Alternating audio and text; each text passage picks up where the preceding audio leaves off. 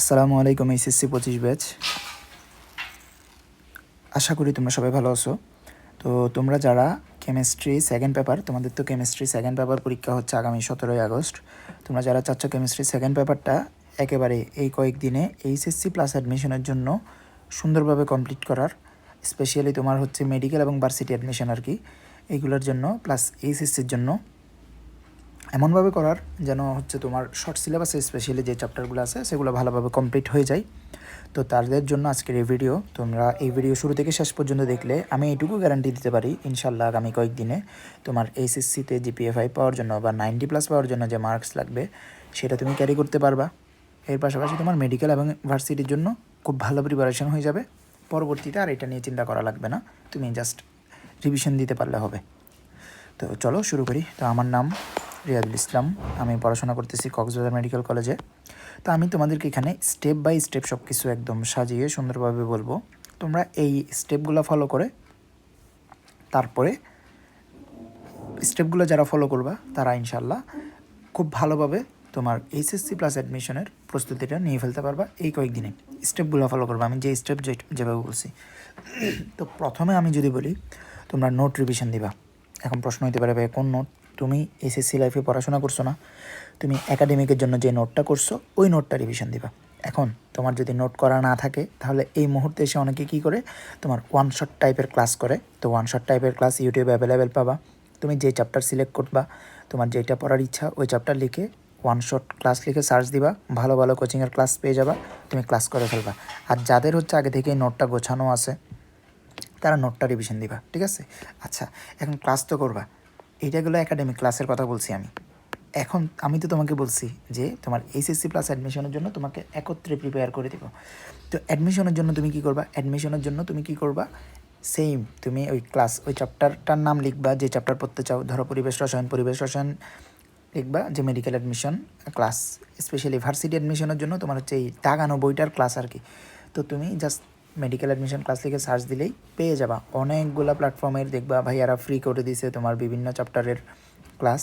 তুমি যেই চ্যাপ্টারটা পড়তে চাও ওই চ্যাপ্টার লিখে সার্চ করে বের করে অ্যাডমিশনের জন্য দাগানো বই আকারে ওইটা পড়ে ফেলবা, ঠিক আছে?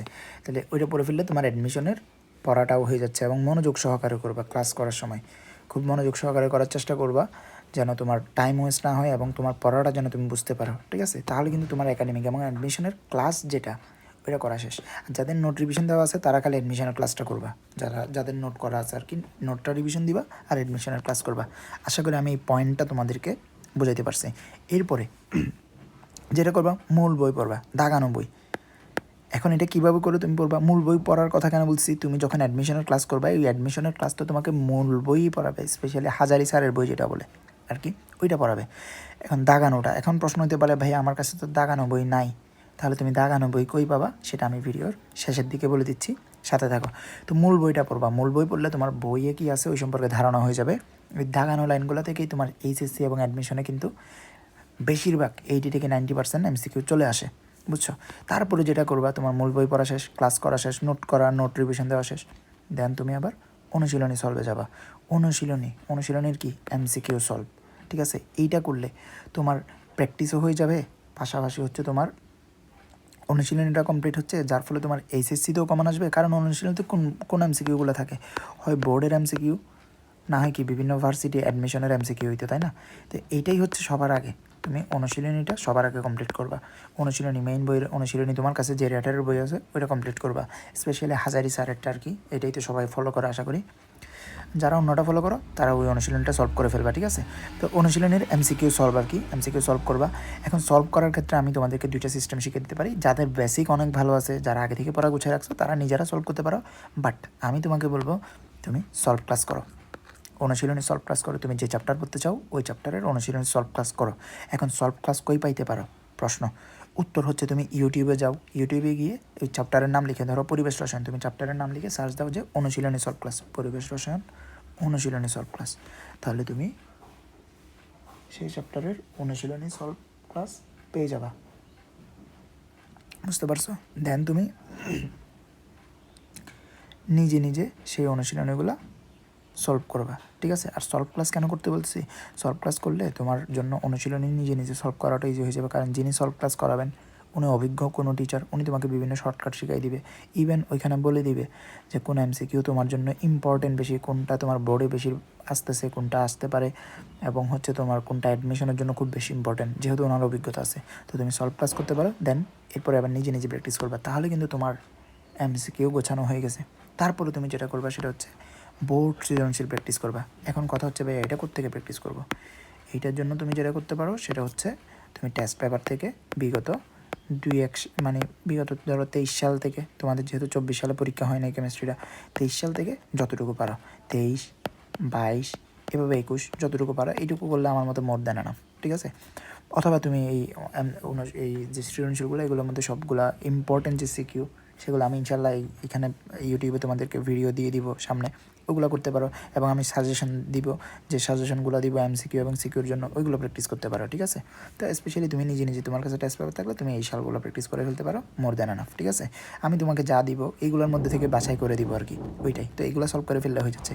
দেন তাহলে দেখো তোমার এমসিকিউ প্র্যাকটিস শেষ, তোমার বোর্ড সৃজনশীল প্র্যাকটিস শেষ। এখন তুমি আরেকটা কাজ করতে পারো, তোমার যদি মন চায় টেস্ট পেপার যদি থাকে তুমি ওইখান থেকে এমসিকিউ আরেকবার প্র্যাকটিস করতে পারো। তোমার বোর্ডের জন্য কিন্তু প্রিপারেশন এবার 100তে 100 হয়ে গেছে, আর কিছু বাকি নেই, বুঝছো?